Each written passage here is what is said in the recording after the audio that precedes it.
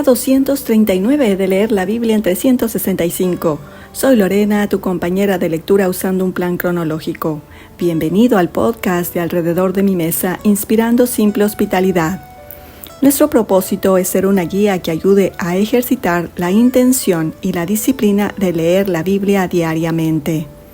Hoy abrimos un nuevo libro, el del profeta Ezequiel, con los capítulos 1, 2, 3, 4.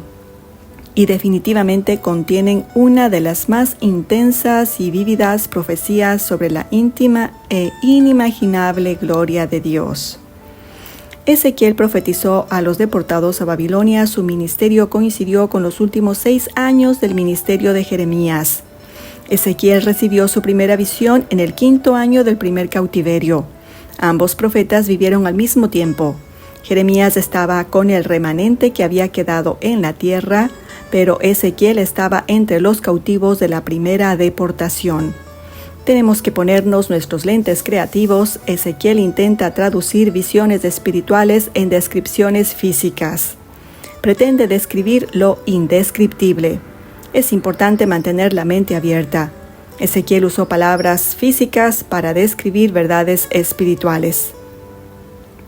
Amable oyente, si este audio te ayuda a conocer más claramente a Dios y amarlo más apasionadamente, regálanos un me gusta, activa la campanita de notificaciones, compártenos un comentario, comparte con alguien que necesita oír este mensaje hoy. Te invito a abrir tu Biblia y desmenucemos juntos Ezequiel capítulo 1, verso 1.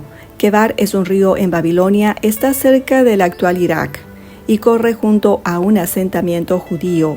Una visión es distinta a escuchar la palabra del Señor. En lugar de escuchar a Dios con un oído físico, una visión significa ser atraído espiritualmente a la conciencia del lado invisible de la realidad, olvidando el mundo físico. Ezequiel se ve repentinamente transportado a eventos y lugares del mundo espiritual. Versos 2 y 3. Ezequiel proporciona más contexto para la visión. Han pasado 5 años desde que Nabucodonosor lo llevó cautivo.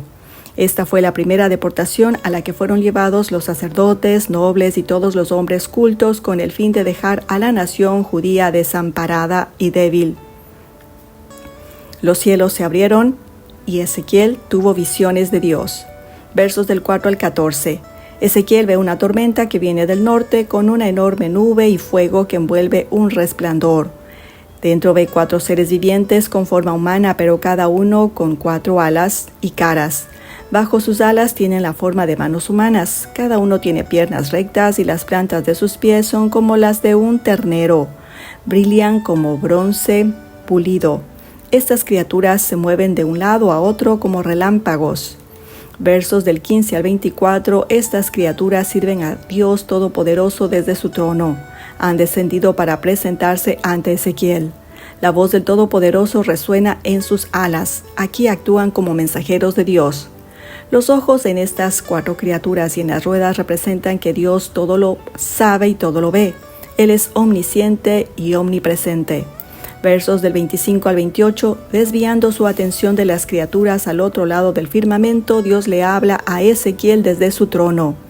Ezequiel contempla el trono de Dios, describe el trono de Dios y su ocupante con la apariencia de un hombre.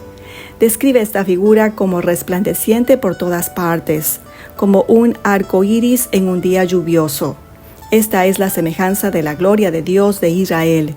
Ezequiel se postra y pone su rostro en tierra con humildad y asombro de contemplar la gloria de Dios. Movámonos al capítulo 2, versos 1 y 2. Dios llama a Ezequiel refiriéndose a él como hijo del hombre, y con su espíritu Dios lo levanta. El espíritu de Dios llena a Ezequiel preparándolo para la tarea que lo aguardaba. Versos 3 al 5. Dios describe al pueblo de Israel como una nación rebelde sumida en la transgresión contra él.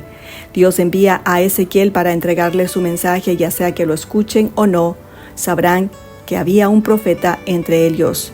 Versos 6 y 7. Dios le ordena a Ezequiel que no tema a los israelitas a pesar de su beligerancia y palabras desafiantes. A Ezequiel se le ordena que transmita palabras de Dios y que aunque escuchen o se resistan, Versos 8 al 10. A Ezequiel se le ordena que abra la boca y coma lo que Dios le da, un rollo lleno de lamentos, luto y aflicción que simboliza el mensaje que debe transmitir. Movámonos al capítulo 3, versos del 1 al 3. Dios le ordena a Ezequiel que se coma el rollo que contiene sus palabras. Al consumirlo, Ezequiel siente un sabor dulce como la miel, simbolizando lo dulce de las palabras de Dios, incluso en medio de la amargura del juicio. Como Ezequiel literalmente comió papel y tinta, Ezequiel no comió papel físico enrollado en un rollo, pero sí comió un rollo espiritual que Dios le dio. Al ser esta una visión, es una interacción entre el Espíritu de Dios y el Espíritu de Ezequiel. Recordemos siempre la interacción entre Dios y Ezequiel se basa en el ámbito espiritual, no físico.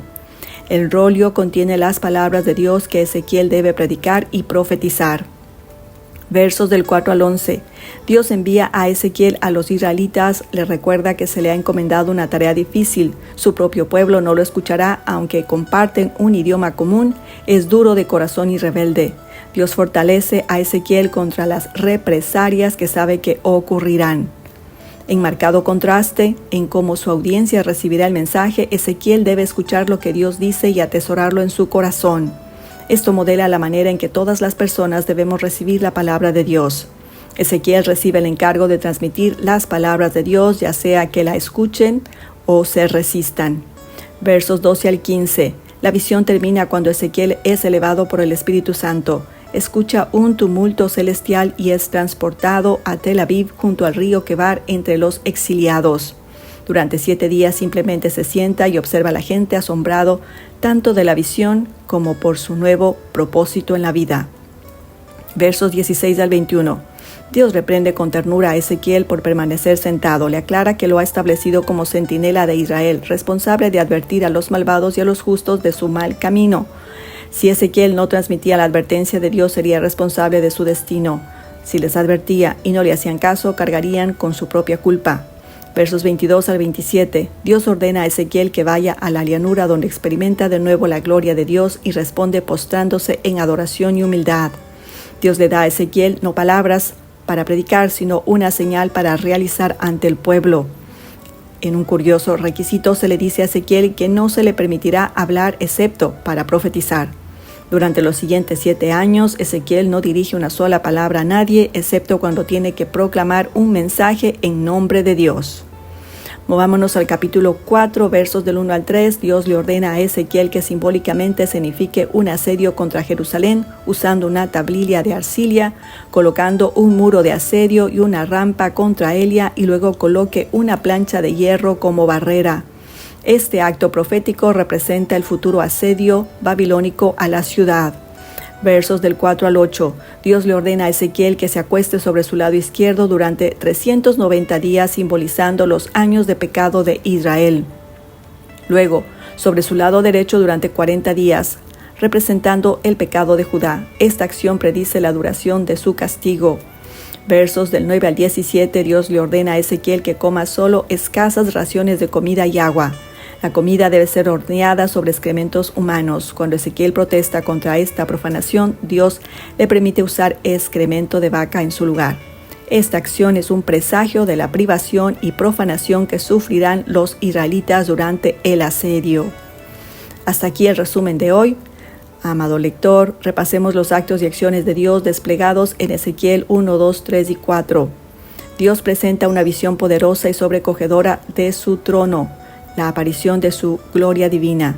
Encarga a Ezequiel la advertencia a los exiliados de la inminente destrucción de Jerusalén. Revela su intención de traer finalmente juicio.